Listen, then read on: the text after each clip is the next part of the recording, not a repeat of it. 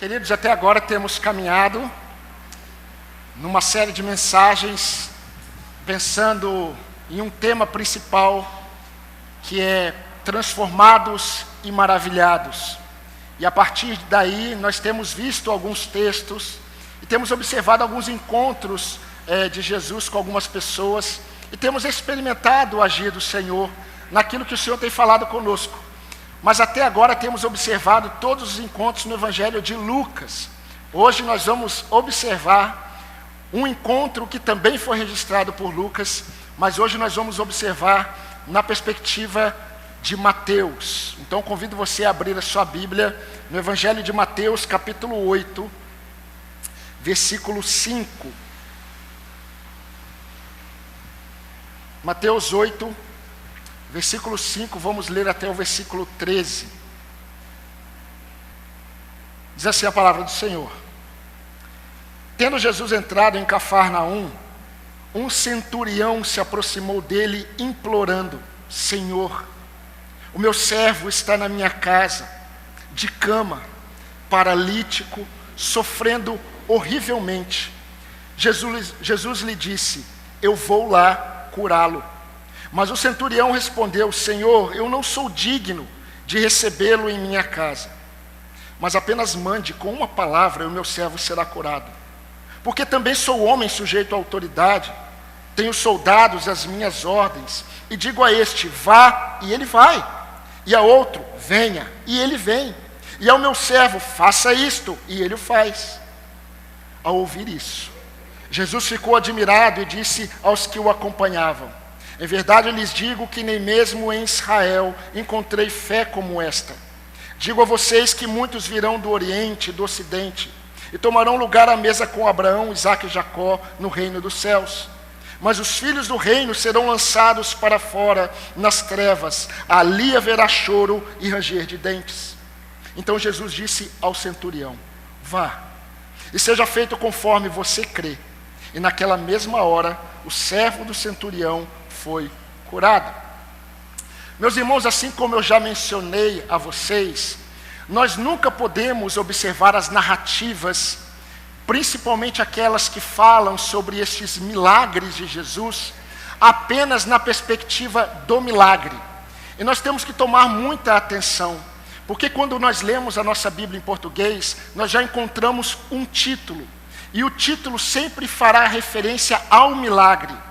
Porém, nós nunca podemos olhar o texto na perspectiva apenas do milagre em si. Porque tudo aquilo que Deus faz, não há nenhum encontro com o Senhor que nós vamos perceber um agir apenas com uma pessoa, em uma situação específica. Deus sempre está fazendo muito mais do que nós pedimos ou pensamos. Amém, irmãos? Nós temos que crer dessa forma. Nós temos que ler a Bíblia dessa forma. E é dessa forma que nós vamos olhar mais uma vez para o texto bíblico. O nosso olhar precisa estar naquilo que o Senhor está revelando sobre Ele, sobre os homens e sobre o reino. Porque quando Cristo veio, Ele veio com uma mensagem, a mensagem do reino. Mas nunca houve uma palavra de Jesus, nunca houve uma manifestação do poder de Cristo em que Ele não revelou alguma coisa sobre Ele, sobre o Pai, mas também sobre os corações dos homens. E sempre com a mensagem do reino de Deus. E hoje nós vamos observar, queridos, o que Jesus ele vai fazer no cenário da casa de um homem. Mas não era um homem qualquer. A Bíblia fala que ele era um centurião. E quando nós pensamos num centurião, a própria palavra latina já diz que é alguém que cuida de 100. Ele era um general romano que provavelmente estava a serviço de Herodes Antipas. E ele estava naquela região, e ele tinha sobre a sua liderança, pelo menos, no mínimo, 100 soldados. E nós vamos observar que a fala de Jesus para este homem, no final da narrativa, é: vá, seja conforme você crê. Vá, seja conforme você crê. Meus irmãos, Lucas registra que logo após Jesus ter proferido o seu famoso sermão do monte, ele entrou em Cafarnaum. E quando Jesus entrou em Cafarnaum, ele curou um leproso. E logo após ter curado um leproso, Jesus ele cura um paralítico, ainda naquela casa em Cafarnaum. E logo depois nós encontramos o chamado de Levi. Nós já passamos por esses textos. Mateus registra que entre o milagre do leproso e o milagre do paralítico na casa de Cafarnaum, em Cafarnaum, Jesus se depara com essa realidade na casa do centurião. Mateus ele vai mostrar que o centurião se aproximou de Jesus. Lucas vai dizer que o centurião ele não quis ir até Jesus. Ele enviou alguns amigos até Jesus. Não há problema textual aqui. Nós temos que entender que o que está acontecendo é que provavelmente este homem, ele enviou os seus servos, ele não teve um contato com Jesus. Mas assim como os profetas diziam, assim diz o Senhor, todo mundo sabia que quem estava falando era o Senhor, mas quem foi enviado foi o profeta. Então é o mesmo contexto. Quando nós lemos o texto e percebemos a fala como se fosse do centurião, não tem problema. Se essa fala estava na boca de um servo ou dos seus servos, porque é como se o centurião estivesse falando. Ele enviou os seus amigos para encontrar com Jesus, e os seus amigos falaram em nome do centurião. Mas queridos, a realidade é que esse homem tem um servo muito querido em sua casa, que a melhor tradução mostra que ele não chama esse rapaz, eu já fui direto para a tradução, ele não chama esse rapaz de servo, ele fala, eu tenho em minha casa o meu rapaz, o meu jovem. Era alguém muito querido dele, era alguém muito próximo desse centurião. E esse rapaz, ele estava de cama, ele não era paralítico, ele estava paralisado, é diferente, por causa da doença dele. Ele estava sofrendo horrivelmente. Lucas relata que ele estava quase morrendo. E o que Jesus irá revelar, queridos, nesse encontro, é exatamente o que nós que estamos aqui precisamos saber. Muito mais do que o resultado deste encontro. Por isso, nós vamos ver o que está presente nesta fala de Jesus, seja conforme você crê. Mas eu quero orar mais uma vez. Convido você a fechar os seus olhos. E eu convido você de uma forma muito pessoal falar com o seu Deus. Peça para que o Senhor fale com você exatamente aquilo que você precisa, não aquilo que você deseja ouvir, mas aquilo que você precisa ouvir. Senhor, eu estou aqui diante do teu povo, da tua igreja. A tua palavra foi lida, uma introdução foi feita. Senhor, e agora nós vamos nos debruçar naquilo que o Senhor revelou a Mateus, naquilo que Mateus registrou para a igreja. Ó Deus, e a partir daí, nós pedimos que o teu Espírito Santo fale conosco. Nós precisamos não apenas ouvir, nós precisamos do poder do teu Espírito Santo para sermos transformados a partir daquilo que nós vamos ouvir. Porque o nosso objetivo maior é que o teu nome seja engrandecido entre nós. Porque para isso o Senhor nos criou, para glorificarmos o teu nome. Não apenas como indivíduos, mas também como teu povo, como igreja do Senhor. Ó Deus, que em nome de Jesus o Senhor nos ajude. Que as distrações sejam amenizadas pelo poder do teu Espírito Santo entre nós. É o que nós te pedimos no nome de Jesus. a nossa única esperança. Amém.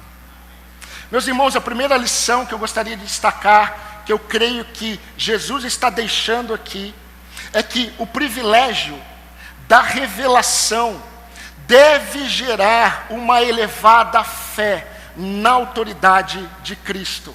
Eu vou repetir para você. O privilégio da revelação deve gerar uma elevada fé na autoridade de Cristo. Nós veremos isso no decorrer da exposição do texto. Mas percebam, irmãos, logo de início, que este homem, que era uma autoridade romana, não apenas autoridade sobre os soldados romanos, ele era uma autoridade também em relação aos judeus. Esse homem, ele chega até Jesus, seja por meio de seus servos, ou ele mesmo. Eu creio que esse homem chega até Jesus, e de forma peculiar no versículo 6 ele diz: Senhor, o meu servo. Mesmo que a posição desse homem já tenha sido revelada a nós, ele era senhor de muitos. O simples fato do texto mostrar que ele era um centurião, mostra que ele era senhor de muitos.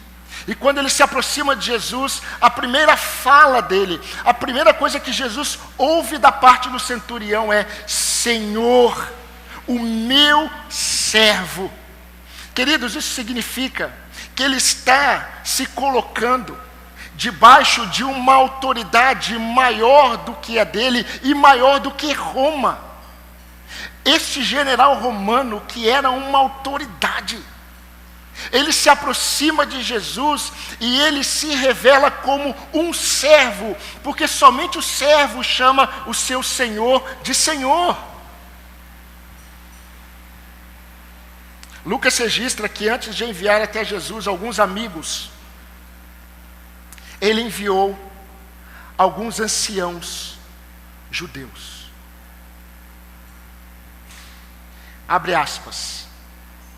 Esses anciãos, diz o texto bíblico, aproximando-se de Jesus, lhe pediram com insistência, e eles disseram a Jesus: ele merece a sua ajuda, porque ele é amigo do povo, ele mesmo construiu a nossa sinagoga. Lucas 7, 4 a 5. Mas é interessante notar, e é preciso notar, meus irmãos, o centurião, ele não queria que Jesus fosse até a sua casa, por dois motivos principais. O primeiro é importante, o segundo é muito mais. Em primeiro lugar, ele sabia que Jesus Cristo era um mestre, mas um mestre judeu. E ele sabia que um judeu, ele não podia entrar na casa de um gentil, porque senão ele seria contaminado. Pedro, Atos capítulo 10, versículo 28, Pedro disse: vocês bem sabem, ele estava na casa de Cornélio, vocês bem sabem que um judeu está proibido de se juntar a um gentil ou de entrar na casa dele, vocês sabem. Mas Deus me mostrou que eu não devo considerar ninguém impuro ou imundo. O segundo motivo desse centurião não desejar que Jesus fosse à casa dele, não é que ele não desejava, ele não queria, ele desejava, mas ele não queria, porque ele não se achava digno de receber Jesus em sua casa. Enquanto os anciãos judeus, os anciãos de Israel, eles se aproximaram até Jesus, e nenhum deles chamou Jesus de Senhor. Eles se aproximaram intimando Jesus. Normalmente nós fazemos isso com Deus, quando algo dá errado conosco. Nós encostamos Deus na parede e falamos: por que o Senhor permitiu isso? Esses homens chegaram até Jesus e falaram assim: você tem que ajudar este homem. Chegaram, literalmente chegando. Você precisa ajudar esse homem, ele é muito bondoso. Esse centurião construiu a nossa sinagoga. E é interessante, quando Jesus ouve da parte deles essa expressão: ele merece ser ajudado por você, os anciãos estavam dizendo assim: ele é digno de sua ajuda. E sabe o que o centurião manda dizer para Jesus? Eu não sou digno de recebê-lo em minha casa. Versículo 8: Senhor, eu não sou digno de recebê-lo em minha casa. Meus irmãos, logo que Jesus responde ao pedido, é interessante, é maravilhoso como Jesus faz as coisas.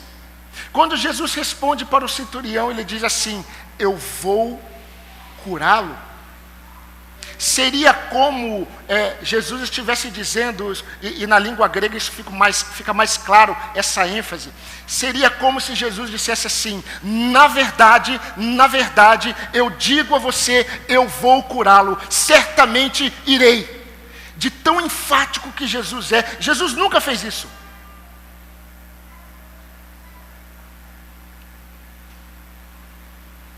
Quando Jesus ouve o centurião, Jesus diz: eu vou, certamente eu vou, não tenham dúvidas que eu vou até lá curá-lo.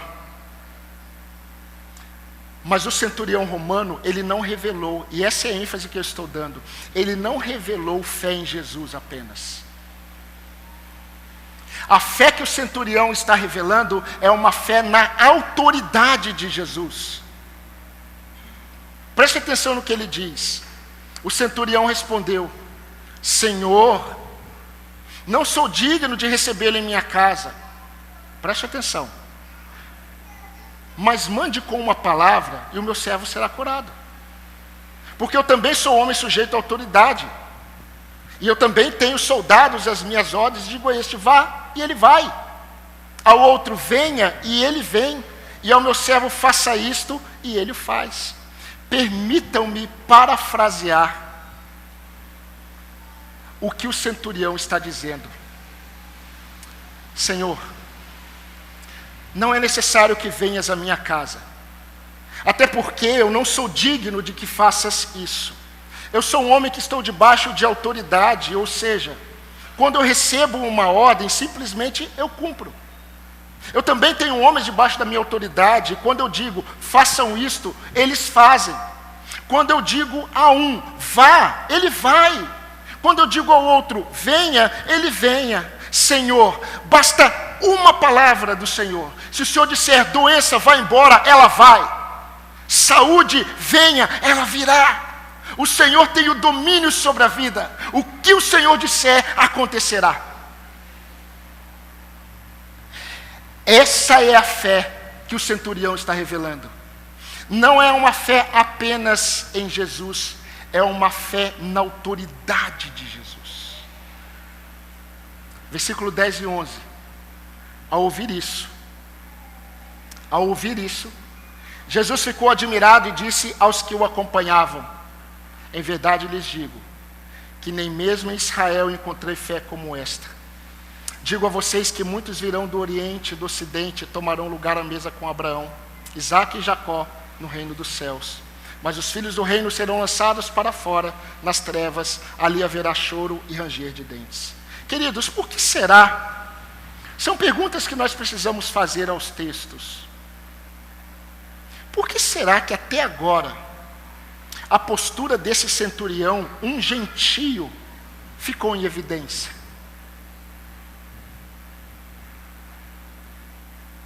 Nós vamos perceber que Jesus, ele vai usar essa situação com o centurião para deixar em evidência a fé do seu povo eleito. A fé daqueles que tiveram o privilégio da revelação de Deus. Jesus, ele está usando essa situação do centurião para revelar, para deixar em evidência a fé do seu povo. Um povo que foi privilegiado com a revelação de Deus. Eles deveriam ter uma fé elevada na autoridade de Cristo. Mas quem está tendo é um gentil, um centurião romano. Não é interessante? Quando nós fomos para as aplicações práticas, você vai conseguir compreender melhor. Mas em Marcos 6,6, Jesus está admirado. Eu gosto da palavra admirado. A palavra admirado traz o sentido de atônito, perplexo. Em Marcos 6,6, Jesus está atônito. Jesus está perplexo. Jesus está admirado. Mas com o quê? Ele está admirado com a incredulidade dos judeus. Aqui ele também está admirado. Aqui Jesus está atônito. Aqui Jesus está perplexo. Mas com a fé do centurião romano. Aqui, meus queridos, essa autoridade romana crê na autoridade majestosa de Cristo. Mesmo que Jesus não tenha falado nada sobre ele, o centurião não conhecia Jesus pessoalmente, ele só ouviu falar de Jesus. Mas ele já está manifestando que ao ouvir os sinais de Jesus para ele bastou, para crer e confiar na autoridade de Cristo, acima de todas as coisas. E é interessante porque os judeus, eles estão questionando Jesus. Nesse momento, não está aqui, mas João relata que nesse período, os judeus estão perguntando, estão dizendo para as pessoas, perguntaram para o cego de nascença, com que autoridade este homem faz essas coisas? Enquanto a liderança de Israel está perguntando com que autoridade ele faz essas coisas, o centurião está perplexo. E ele diz: o Senhor tem autoridade sobre a vida e a morte. Basta o Senhor dizer. Jesus disse em João 10, 17 a 18: por isso o Pai me ama, porque eu dou a minha vida para recebê-la outra vez. Ninguém tira a minha vida, pelo contrário, eu dou espontaneamente a minha vida. Tenho autoridade para entregá-la e tenho autoridade para tomá-la de volta. Eu recebi isso de meu Pai. O privilégio, meus irmãos, da revelação deveria gerar uma fé elevada na autoridade de Cristo na vida destes eleitos, mais do que qualquer outro. Ou seja, espera-se mais fé na autoridade de Cristo na vida daqueles que conhecem mais a Deus, não o contrário. O olhar do Senhor nunca está sobre o mundo. O olhar do Senhor está sobre os justos. O Senhor não tem nenhuma expectativa em relação à vida de alguém que não o conhece. Mas o Senhor deseja que aqueles que o conhecem manifestem uma fé nele, uma confiança na palavra dele, que não possa se comparar com ninguém, em nenhum lugar do mundo, em relação àqueles que não conhecem a Deus. Mas a questão é, será que isso é verdade entre nós? E queridos, sempre quando eu faço essas perguntas, eu não estou pensando no discurso de fé que nós temos. Eu estou pensando na nossa prática. Porque o nosso Deus é um Deus que está acostumado com discursos sobre fé, com discursos de confiança nele, com discursos de que Ele é o Senhor sobre todas as coisas. O discurso, mas na prática nós precisamos evidenciar o discurso que nós proferimos para o Senhor. Dentre o povo eleito, Jesus não viu tanta confiança em sua autoridade quanto viu nessa autoridade gentílica. Meus irmãos, por isso, em certo momento, Jesus trouxe uma palavra de juízo contra aqueles que tiveram mais experiências com a sua autoridade, mas não deram crédito. Eu estava ouvindo um trecho de uma entrevista de um pastor. Não é quem você está pensando, já é outro.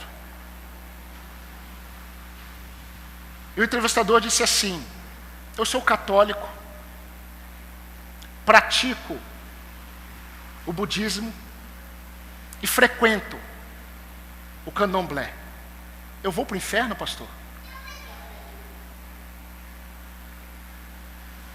O pastor respondeu assim, para o juízo dele: essa visão de juízo eterno não condiz com o amor do Deus da Bíblia. Então você não vai. No versículo 11 e 12, os eleitos que não deram crédito e não confiaram na autoridade de Cristo, ouviram da boca do Criador: digo a vocês que muitos virão do Oriente e do Ocidente e tomarão lugar à mesa com Abraão, Isaque e Jacó no reino dos céus. Mas os filhos do reino,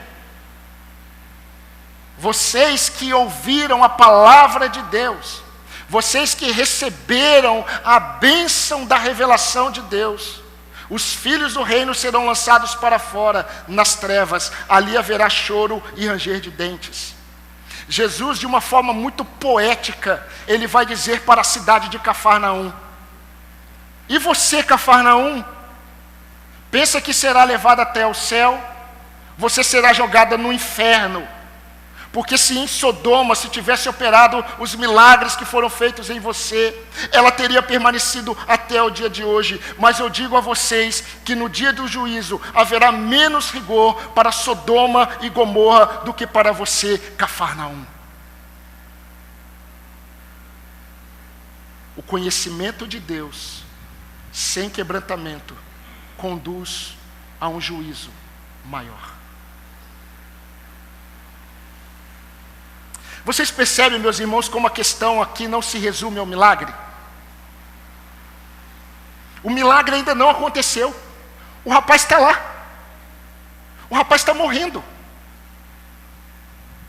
O milagre ainda não aconteceu. E Jesus está revelando aqui verdade sobre ele. Verdade sobre o coração daquele centurião gentil. E verdade sobre o seu povo eleito. Diante de Jesus, tudo acontece para revelar quem Ele é. Revelando assim quem nós temos sido. Sempre com o chamado de quebrantamento perante Ele. Deixa eu reforçar, meu amado irmão, minha amada irmã. Uma verdade que você tem ouvido há muito tempo, que eu tenho ouvido da parte do Senhor. Não há nada que esteja acontecendo na sua vida que o Senhor não esteja usando para revelar quem Ele é. Mas antes de revelar quem Ele é, Ele está revelando a malignidade do pecado do seu coração. Ele está expondo os ídolos do seu coração. Ele está destronando os seus ídolos para que você experimente a bênção de ter somente Ele como Senhor. Não no discurso, mas na prática. Não no discurso, mas na prática. Jonathan Edwards, em uma pregação, ele disse: quando o pecado influencia nossas preferências, ele sempre parecerá bom. Porque a nossa mente é acostumada a pensar que tudo o que é agradável está correto. Quando um desejo pecaminoso lesa a nossa vontade, também lesa o nosso entendimento. Pastor, não entendi nada. Eu vou explicar para você em outras palavras. Queridos, nem tudo aquilo que nós acreditamos que está bom, de fato está. Nós costumamos nos equivocar quando as coisas estão caminhando bem, conforme a nossa vontade. Mas não necessariamente.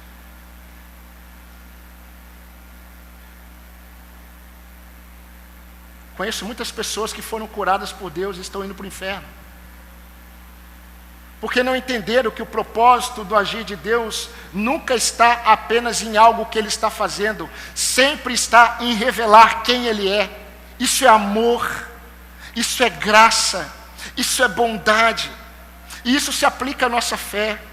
Queridos, nós que tivemos o privilégio de recebermos a revelação de Deus, a partir do momento em que Ele se revelou a nós em Cristo Jesus, Ele continua desde então revelando a cada dia, a cada um de nós, quem Ele é, quem nós somos, para que nós, prostrados diante dEle, reconheçamos que não há esperança em nós e no homem, somente nele. Eu me entristeço demasiadamente quando eu vejo a igreja evangélica confiando cada vez mais em seus métodos. O Senhor não deseja métodos, Ele não precisa de métodos, Ele precisa de plena, total confiança no poder do Espírito Santo de Deus. Ele transforma no poder dele, não nos métodos humanos. Os métodos humanos, eles frustram, porque eles enganam. Nós acreditamos que as coisas estão indo bem, mas de repente o Senhor vem para a igreja de Laodiceia e diz assim: vocês pensam que são ricos, mas vocês são miseráveis. Vocês pensam que vocês estão vivos, mas vocês estão mortos. Vocês têm fama que vivem para outra igreja, mas a realidade é que eu sei que vocês estão mortos. Queridos, o privilégio da revelação que temos recebido de Deus a cada dia, a cada mês, a cada ano, precisa produzir mais confiança em nós, na autoridade de Cristo sobre nós. Isso é muito prático. Nós precisamos revelar na prática que nós estamos crendo, confiando na autoridade de Cristo, na forma como eu vivo os meus relacionamentos. Quem é a autoridade final? Na forma como você vive os seus relacionamentos.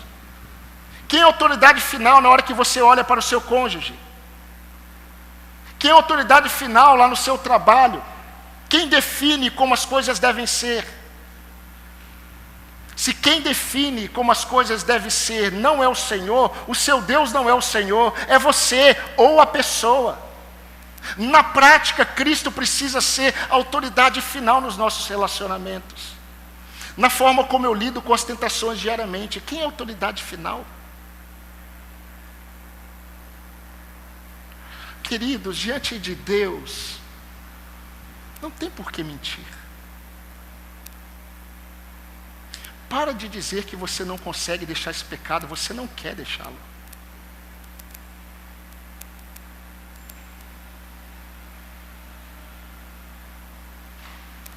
O pecado, ele traz prazer, até certo ponto. Mas é você tomando um veneno, acreditando que está tomando um belíssimo, um delicioso suco. A cada gota você está sendo destruído por ele. E você diz para Deus: eu não consigo. E o Senhor diz: consegue. Se você quiser e confiar no meu poder. Meus irmãos, Cristo precisa ser a autoridade final das nossas vidas. Jovens, olhem para mim. Como seu pastor, eu tenho orado por vocês. Mas Cristo precisa ser a autoridade final na sua prática, quando você vai escolher o seu futuro cônjuge. Esquece essa ideia de fazer uma lista. Você pode até fazer planos, mas normalmente as nossas listas são egoístas, jovens. Você está pensando naquilo que você quer para você. Você não entendeu. O Evangelho tem a ver com aquilo que eu sou para o outro. Você faz as suas escolhas de acordo com o seu coração e você diz que Cristo é autoridade sobre a sua vida. Não tem sido. Não tem sido. Na forma como você escolhe a sua carreira profissional.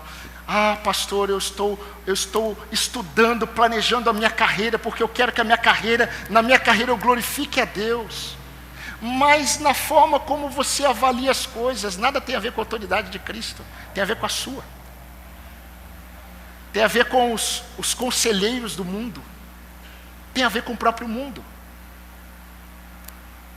Pai, eu não sei o que você está pensando em fazer com o seu filho, sobrecarregando o seu filho de atividades para que ele seja um bom profissional. O seu filho está sucumbindo debaixo dos teus olhos, por culpa sua.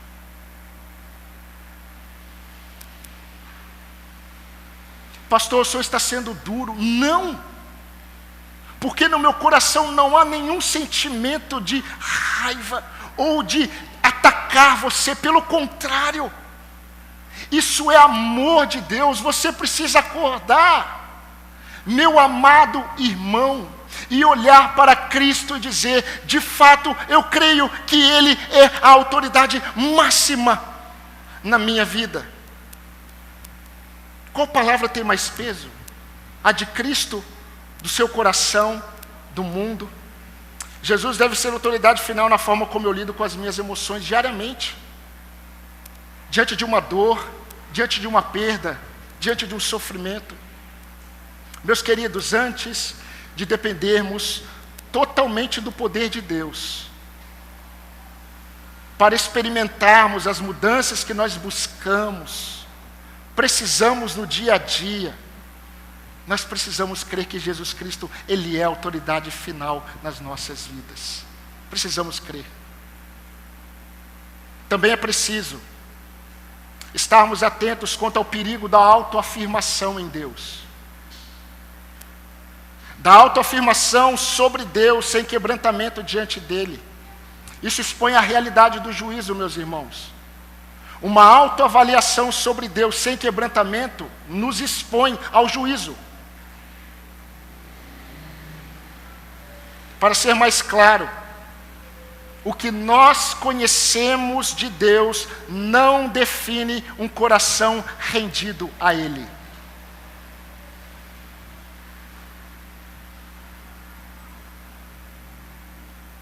Thomas Watson escreveu: descansar sua alma em uma vida moralmente correta, mas sem Cristo, nada mais é do que o velho Adão vestido de uma roupa melhor. É um diabo vestido de anjo, é uma coroa de flores em cima do defunto. É possível estar cada vez mais perto do juízo de Deus, cheio de conhecimento sobre Ele. Por fim, eu quero explicar agora para os irmãos o que estava na fala de Jesus para o centurião: seja conforme a sua fé. É a segunda lição que eu quero destacar, e ela é mais breve. Meus irmãos, a fé que agrada a Deus revela a certeza de quem Ele é, e não a certeza do que Ele fará. No versículo 13, Jesus disse ao centurião: vá, e seja feito conforme você crê. Meus irmãos, como sempre, após cumprir os seus propósitos em um cenário de dor, em um cenário de sofrimento, em um cenário de tanta luta, porque até agora o homem ainda está doente. Até agora o homem está com febre. Até agora o homem está paralisado. E Jesus está no controle da situação. Mas Jesus nunca deixa um coração quebrantado à deriva. Nunca. Jesus nunca deixa um espírito quebrantado diante dele à deriva. Um coração contrito e um espírito quebrantado não desprezarás, ó Deus, disse Davi.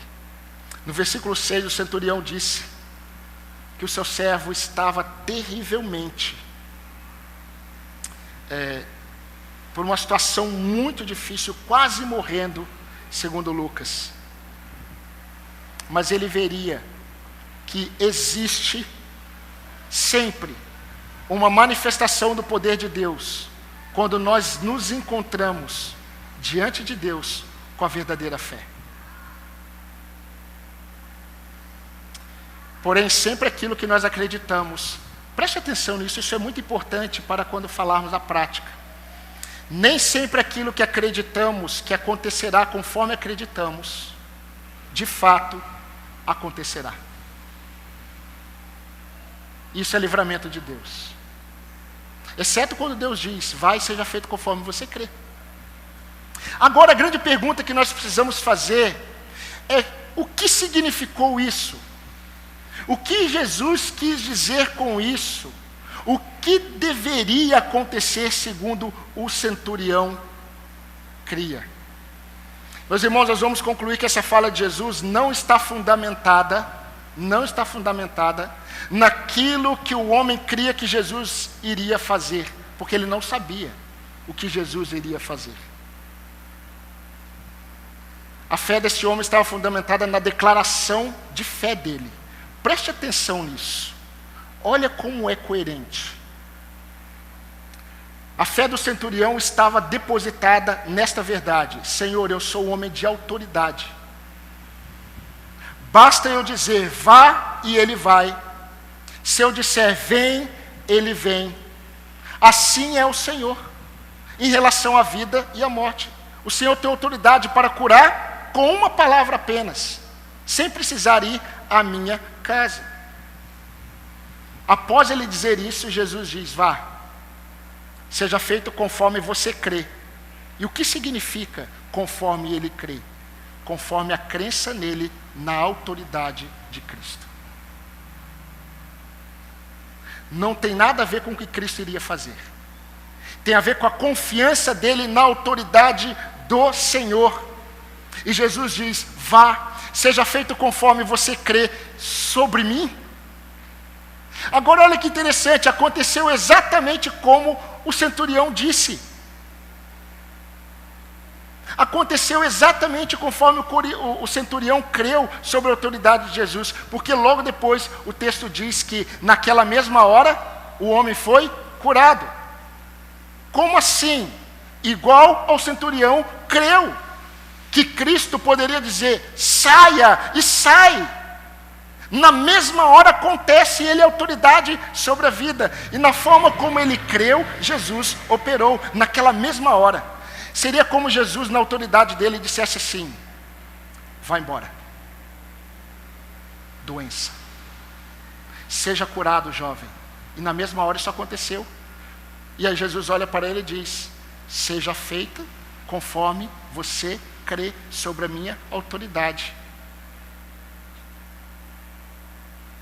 E o homem foi imediatamente curado. Ah, meus irmãos, para nós terminarmos esse momento abençoador de reflexão da palavra de Deus, nós precisamos mudar muitas vezes a nossa forma de entender aquilo que agrada a Deus em relação à nossa fé. Nós precisamos, porque Deus deseja que nós experimentemos muito mais dele. Mas não quando a nossa fé está mais parecida com mandinga do que com fé. A fé que agrada a Deus, por vezes nós dizemos assim, como eu já ouvi isso, eu creio que irá acontecer da mesma forma como eu tenho pedido. Exatamente. Eu creio que vai acontecer assim. E queridos, pode ser que aconteça exatamente como você pediu. Pode ser. Mas já sabe de cara, não é a fé que glorifica a Deus essa. Porque a fé que glorifica a Deus, ela é diferente disso. Essa forma de fé não é fé verdadeira. Porque não tem a ver com uma confiança no caráter de Deus. Tem a ver com uma confiança no que Deus pode me dar e fazer por mim. Quando eu creio que Deus aprovou o meu plano e irá executá-lo, mais do que eu confio quem Ele é, eu não estou exercendo uma fé que o glorifica. Entenda, meus irmãos, Deus nunca quer o nosso mal.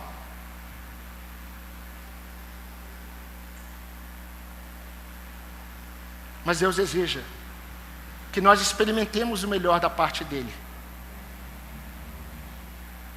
A gente não sabe disso. Pastor, lógico que a gente sabe. Não, eu estou falando na prática. Eu não estou falando no discurso, não. É na prática. Nós não entendemos que o Senhor deseja que nós experimentemos o melhor da parte dele. E o melhor da parte dele vem a partir do momento que nós confiamos simplesmente em quem ele é, e não naquilo que ele pode nos dar. Isso nos incomoda, sabe por quê? Porque nós queremos ter o controle. Nós não fomos chamados, criados por Deus para termos o controle, mas nós queremos.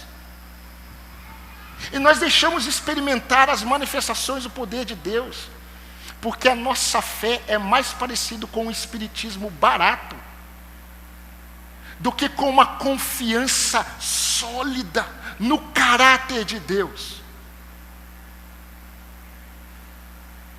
Hebreus 11:6 fala exatamente desta fé que exalta a confiança no caráter de Deus, e não se ele vai fazer o que eu espero. A fé do centurião agradou a Jesus, porque a fé dele tinha a ver com a confiança na autoridade de Cristo, e não naquilo que Cristo poderia fazer pelo seu servo. Ele apresentou a realidade, mas a fé dele estava em quem Jesus era. Eu creio, Senhor. Por isso que eu começo te chamando de Senhor.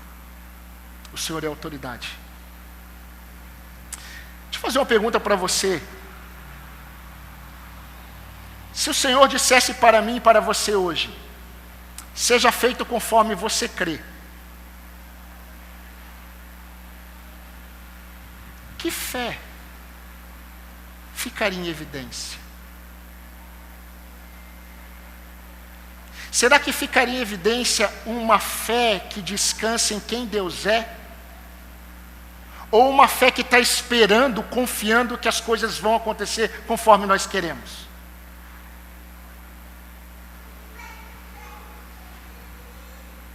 Eu tenho aprendido com Deus, meus irmãos, uma verdade: que enquanto eu não entender que o estado da minha alma não pode ser alterado pelas circunstâncias, eu não entendi o que é andar por fé. Porque nada pode abalar a fé de alguém que confia que Deus é.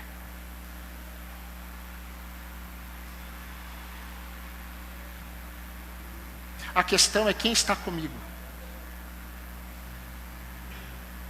Quem é o meu escudo? Quem é o meu refúgio? Quem é o meu Senhor? Mestre, o mar se revolta, as ondas nos dão pavor, o céu se reveste de trevas, e o Senhor está dormindo.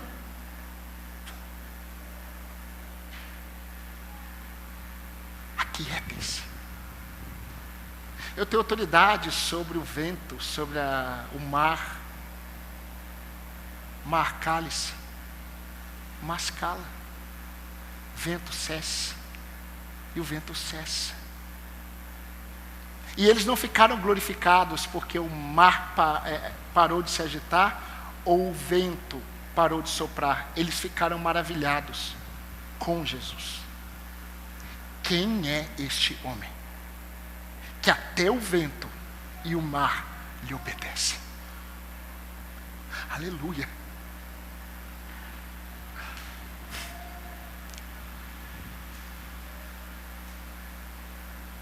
Queridos, crer na suficiência das Escrituras é na prática. Eu não estou vendo possibilidades, mas eu sei que Ele está comigo. O que acontecer, mesmo que eu coloque diante dele os meus desejos, mas eu não confio nisso. Eu confio em quem Ele é. Independente do que acontecer, louvado seja o nome do Senhor. Deu, tomou, louvado seja o nome do Senhor. Quem é você na narrativa, querido? Você é como aqueles que receberam o privilégio de conhecer a Deus. E quanto mais conhecem, mais próximos você está do juízo de Deus do que de Cristo. Quem é você na narrativa? Você é como aquele que, mesmo sendo privilegiado com a revelação, você não tem reconhecido na prática que Cristo é a autoridade final de sua vida? Quem dá a última palavra em todas as suas decisões, em todas as suas escolhas, em tudo aquilo que altera o estado da sua alma? A palavra que eu tenho para você: seja quebrantado por Deus, se renda ao Senhor, Ele é digno. Aquilo que Jesus falou para aquela amada igreja de Éfeso, detentora de um elogio sobre a confiança na autoridade das Escrituras. A igreja de Éfeso: vocês amam a minha palavra, vocês colocam em prova os falsos ensinos, os falsos profetas, mas vocês abandonaram o primeiro amor de vocês. Vejam onde vocês caíram, se arrependam e voltem. Mas se você for como o centurião, que mesmo com pouco conhecimento de Deus, você exalta Cristo pelo que Ele é, você confia que Ele é a autoridade final de sua vida, mesmo quando as coisas não estão acontecendo conforme você gostaria. Para você, meu amado irmão, minha irmã, eu posso afirmar: vá e seja feito conforme você crê, porque a sua fé exalta a Deus. Eu quero terminar com Elias, não morrendo de susto. Elias, quando estava com aquela viúva, a viúva de Sarepta, aquela viúva expôs a realidade dela para Elias. Elias era a voz de Deus. E Elias parece que utilizou a mesma expressão de Jesus. Elias olhou para aquela mulher e falou assim: vá, seja feito conforme você disse. Mas primeiro, faça conforme eu disse a você. E aquela mulher experimentou o poder de Deus na sua vida. Porque primeiro é o reino de Deus e a sua justiça. As demais coisas nos serão acrescentadas. Assim como vimos ontem, toda autoridade me foi dada no céu, Jesus disse, e na terra. Isso reforça que nós somos um povo enviado e fazemos tudo o que o Senhor deseja que façamos na autoridade e no poder de Cristo, não na autoridade ou força do homem. Zacarias, como profeta, pregou sobre isso, não por força, nem por violência, mas pelo meu espírito, diz o Senhor dos exércitos. Meus irmãos, reconheçamos essa autoridade de Cristo em nossas vidas, a começar hoje. Não é perder tempo, é ser sábio. Separe um momento amanhã, talvez na sua jornada para o trabalho, talvez antes. Separe um tempo e peça para o Senhor sondar o seu coração. Peça para que o Senhor mostre naquilo que Ele não tem sido a autoridade final na sua vida. E se derrame diante dEle, porque Ele é rico em perdoar. E Ele é especialista em restaurar almas. Nós temos experimentado isso. E eu nunca termino, mas eu quero terminar com Jeremias. Assim diz o Senhor: não se glorie o sábio na sua sabedoria, nem o forte na sua força, nem o rico nas suas riquezas, mas aquele que se gloria, glorie-se nisto, : em me conhecer e saber que eu sou o Senhor, e faço misericórdia, juízo e justiça na terra, porque destas coisas eu me agrado, eu sou o Senhor. Jeremias 9, 23 a 24. Um último ensinamento. Quando nós cantamos aquele cântico tão querido da igreja, eu me rendo aos seus pés, se lembra desse cântico? És tudo o que eu preciso para viver. Normalmente, a gente começa a cantar e a gente diz assim: a ti eu vou clamar, pois tudo vem de ti. Não é isso? Pois tudo vem de ti e está em ti. Todas as vezes que nós começarmos a cantar esse cântico, cante na perspectiva do seu refrão, quando diz: eu me rendo aos teus pés, pois o Senhor é tudo o que eu preciso. O Senhor é tudo o que eu preciso. Porque de fato Ele é tudo que nós precisamos. Isso tem a ver com Ele, mais do que com aquilo que pode vir dEle. Amém, queridos? Eu convido você a orar. Eu convido você a falar com Deus.